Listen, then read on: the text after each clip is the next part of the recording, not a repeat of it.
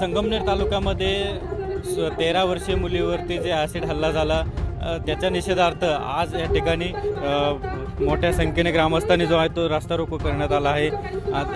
या ठिकाणी जर पाहिलं तर सगळे ग्रामस्थ असतील, महिला असतील, काही विद्यार्थिनी या ठिकाणी येऊन बसलेल्या आहेत आणि मोठ्या संख्येने या ठिकाणी रास्ता रोको करण्यात आलेला आहे। आता आपण आपलं मुलीचे नातेवाईक असतील, मुलीचे मामा आपल्यासोबत आहेत, मुलीच्या मामांसोबत आपण बोलणार आहोत। काय घटना झाली? ती शाळेतून घरी चालली होती साहेब। घरी जाताना ती वड्यामध्ये गेली, तिच्याबरोबर कोणीच नव्हतं, ती एकटीच होती आणि ती खाली वड्यात उतरल्यानंतर तो माणूस कुठतरी, तो पोरगा किंवा कोणी व्यक्ती असेल तिथे लपून राहिला तिथे, कारण खाली जंगल रस्ता आहे, कारण की तिथे सगळं काही असं सुमसान जंगलासारखंच दिसतंय। तिथे कोणत्याही प्रकारचा CCTV कॅमेरा पण नाही आहे, नाही कोणत्याही प्रकारचा त्याचा पुरावा सुद्धा नाही आज। तिला विशेष म्हणजे विचारलं का तिथं जाधवांचं घर कुठे आहे, जाधवांचं घर तिला म्हणजे मला इकडे जाधव इथं कुणीच राहतच नाही, तर ती कशी काय म्हणणार आहे आमच्याकडे जाधव। दुसरी गोष्ट अशी की त्यानं ते बाटलीचा वास घ्यायला लावला आणि तिला त्या बाटलीचा वास घेण्यास नकार दिल्यानंतर तिच्या तोंडाची फेकलं गेलं साहेब। तुमची काय मागणी आहे? माझं सरकारकडे एवढीच मागणी की माझ्या बाचीला न्याय मिळाला पाहिजे आणि आम्हाला पण न्याय मिळाला पाहिजे, आणि तो जर भेटला त्याला फाशीची शिक्षा झाली पाहिजे साहेब। आज एक सुद्धा मुलगी सेफ नाही आहे भारतामध्ये, तरच काही ना काही घटना घडत राहते। या घटना कुठेतरी थांबल्या पाहिजे, एवढंच माझी विनंती सरकारला। माझ्या 2 मुली आज ते सुद्धा शाळेत यायला नाही म्हटलं साहेब, संघाचे जाणं येते। मुलीची मामी या ठिकाणी आहेत। मामी काय भावना आहे, कसं पाहता? माझी भाजी तशी माझ्या 2 मुली आहे, सगळ्या मुलीची त्यांना सुद्धा न्याय भेटला पाहिजे का नाही? आज या जगात काही का काही शेप नाहीच ना मुलींना हेच नाहीये, शेपच नाहीये मुली। कसं करणार? मुली शाळेत शिकव का नाही शिकव? आमच्या 2 मुली एवढे घाबरले ना, त्या शाळेत आज नाहीच म्हणल्या यायला, माहितीये का तुम्हाला? सांगते आम्हाला न्याय पाहिजे म्हणजे पाहिजे, आणि त्या मुलं जे कोणी असेल ना त्याला फाशी झाली पाहिजे म्हणजे पाहिजे, ते बी भर चौकात त्याला फाशी झाली पाहिजे। मोठा संताप या ठिकाणी व्यक्त करण्यात येतोय।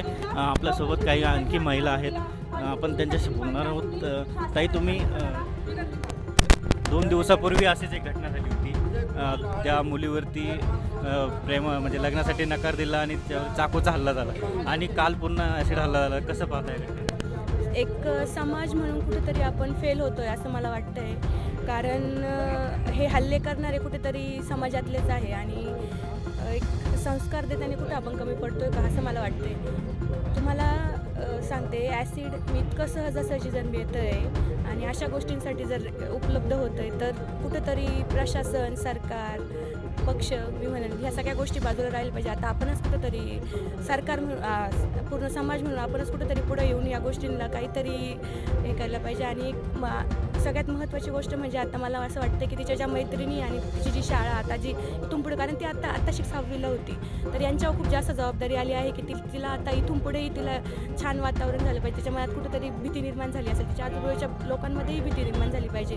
तिच्यासाठी आता कुठेतरी एक आपल्याला सेफ वातावरण तयार करायचं आणि तिच्याबरोबरच्या म्हणण्यापेक्षा आता सगळ्यांच्याच मनात कुठेतरी भीती निर्माण झाली। ही भीती जर काढायची असेल तर आज जे कोणी आरोपी असेल त्यांच्यावर कठोर कारवाई झाली पाहिजे आणि लवकरात लवकर झाली पाहिजे, असं एवढंच मला एक हे वाटतं। आणि कुठेतरी एक काउन्सिलिंग या सगळ्या गोष्टी ह्या वयात मुलांच्याही झाल्या पाहिजे, असं हेही एक असं वाटतं की कारण म्हणजे तुम्ही वेगवेगळे कारणं देतात, प्रत्येक वेळी घटनेचे कारणात जाण्यात मजा नाही आहे, तुम्ही काहीतरी ती गोष्ट चुकीचीच आहे, तर त्यासाठी कुठंतरी हे झालं पाहिजे असं मला वाटतंय।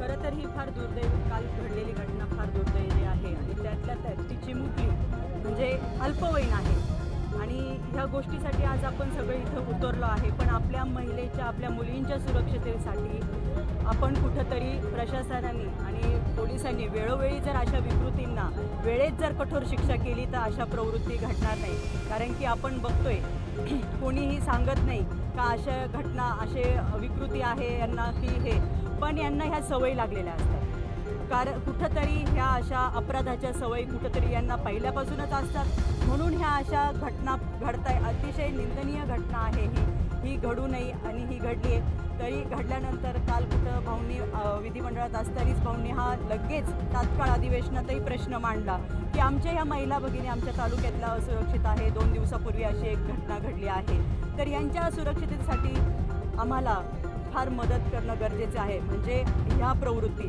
आपण म्हणतो की करणारा हा लहान असेल मोठा असेल, पण मी तर म्हणते लहान ह्या प्रवृत्तीनं एवढ्या लहान वयात जर अशा दुर्बुद्धी सुचत आहे तर कुठेतरी यांना सुद्धा आळा घालणं तितकंच महत्त्वाचं आहे. जर वेळोवेळी अशा विकृतींना शिक्षा झाली, कठोर शिक्षा झाली, तर पुन्हा अशा विकृती की यांचं बघून आपण बघतो या सोशल मीडियामार्फत भरपूर काही पसरलं जाते, तर यांच्यामार्फत हे परत घडणार नाही, परत ह्या दुसऱ्या विकृती डोकं काढणार नाही. त्यासाठी यांना वेळोवेळी शिक्षा होणं तितकंच गरजेचं आहे.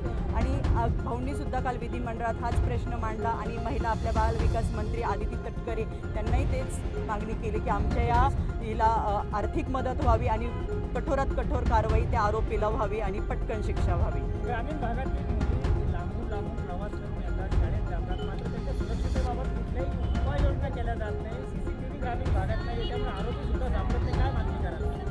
नक्कीच ह्या मागणीसाठी आता आपल्या तालुक्याचे आमदार यांच्याकडे भरपूर मागण्या आल्या आहेत, पण माझं प्रत्येक गावकऱ्यांना आणि गाववाल्यांना आणि प्रत्येक ग्रामपंचायतीला हेच म्हणणं राहील तर तुम्ही तितकंच आम्हाला सहकार्य करा की जेणेकरून आपल्या गावातील मुली जर आपल्या वाडी वस्तीवर आपल्या गावातल्या शाळेत जर जात आहे तर आपण सगळ्यांनी मिळून त्या ठिकाणी प्रत्येक जिथे जिथे शक्य आहे तिथे तिथे CCTV बसवणे तितकेच महत्त्वाचे.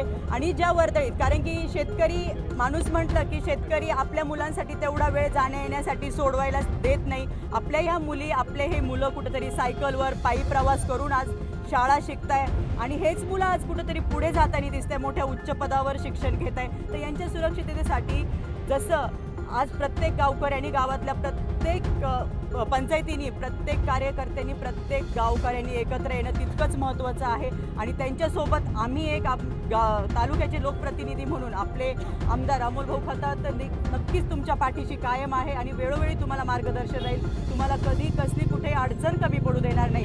ह्या गावात हल्ला झाला म्हणून नाही, मी तर म्हणजे तालुक्यातील प्रत्येक गावात प्रत्येक वाडी वस्तीवर याचा आपण नक्कीच विचार करू आणि लवकरात लवकर शक्य होईल तिथे तिथे सगळीकडे आपण CCTV बसवू की असे प्रकार घडणार नाही. नांदेड तालुक्यामध्ये बघितलं तर आपण 15 दिवसामध्ये कुठेतरी मुलींवर हल्ल्याची ही दुसरी घटना आहे. एक ठिकाणी चाकू हल्ला झाला, इथे ॲसिड फेकलं गेलं आहे. तर हे मुली असुरक्षित झाल्या जिल्ह्यामध्ये, तालुक्यामध्ये.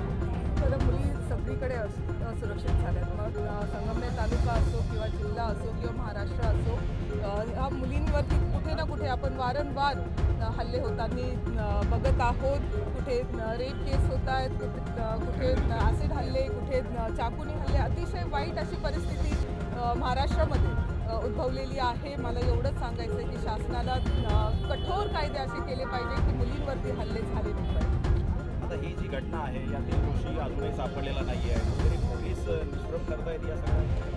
आता ह्या सगळ्या गोष्टीमध्ये म्हणजे आमचं कायम असं मत राहिलेलं आहे की पोलिसांना सहकार्य केलं पाहिजे. जिथे कोणाला काही इन्फॉर्मेशन असेल त्यांनी पोलिसांपर्यंत पोहोचवली पाहिजे. त्याच्यामध्ये कोणत्या गटाचा आहे, कोणत्या पार्टीचा आहे, कोणत्या समाजाचा आहे, ह्या सगळ्या गोष्टी न विचार करता पोलीस त्यांचं काम करण्याचा प्रयत्न करतात, पण अजून त्यांना काही रिझल्ट भेटलेला नाही. मला म्हणजे वाईट ह्याचं वाटतं की जे CCTV होते ते काही ठिकाणी बंद आहेत, काही ठिकाणी चालू आहेत, काही ठिकाणी लागले नाही. तर मला शाळेच्या परिसरामध्ये म्हणजे मला खरंच सरकारला विनंती करायची आहे की त्यांनी मुलींच्या सुरक्षेसाठी काय त्यांना फंड वाढवता येईल त्यांनी तो वाढवला पाहिजे. शाळेच्या ठिकाणी, हायवेवरती, चौकांमध्ये CCTV कॅमेराज जे आहेत ते लागलेच पाहिजे. आणि खरंच म्हणजे मुलींची सुरक्षा जेव्हा आपण तेव्हा अशा विकृत पुरुषांची किंवा मनुष्यांची जी मानसिकता आहे ना ती तपासून बघितली.